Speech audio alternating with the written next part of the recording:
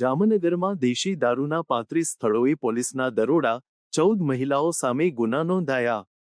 જામનગર શહેરમાં દેશી દારૂના વેપાર સામે પોલીસ દ્વારા મોટા પાયે કાર્યવાહી હાથ ધરવામાં આવી છે। શહેરના સીટીસી ડિવિઝન પોલીસ સ્ટેશન વિસ્તારમાં ખાસ કરીને બાવરીવાસ, જાગૃતિનગર, વુલમિલ ફાટક અને ગણપતનગર જેવા વિસ્તારોમાં 35 સ્થળોએ કોમ્બિંગ ઓપરેશન ચલાવવામાં આવ્યું। આ ઓપરેશનમાં 14 સ્થળોએ દેશી દારૂ બનાવટ અને વેચાણની પ્રવૃત્તિઓ સામે કાર્યવાહી કરવામાં આવી। પોલીસે કુલ 100 લીટર તૈયાર દેશી દારૂ અને 170 લીટર કાચો આથો કબજે કર્યો છે, જેની અંદાજિત કિંમત 24,250 થાય છે। આ ઓપરેશન દરમિયાન 14 મહિલાઓ સામે ગુના નોંધવામાં આવ્યા છે।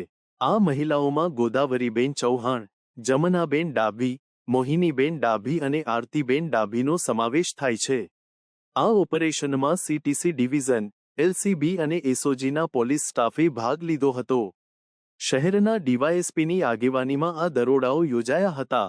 પોલીસે જણાવ્યું હતું કે આવા ઓપરેશનો દ્વારા શહેરમાં દેશી દારૂના વેપારને રોકવા માટે સતત પ્રયાસો કરવામાં આવી રહ્યા છે। આ અગાઉ પણ જામનગર શહેરમાં દેશી દારૂના વેપાર સામે પોલીસ દ્વારા અનેક વખત કાર્યવાહી કરવામાં આવી છે। જામનગર નજીક દરેડમાં સ્ટેટ મોનિટરિંગ સેલ દ્વારા 895 લીટર દેશી દારૂ સાથે 2 શખ્સોને ઝડપવામાં આવ્યા હતા।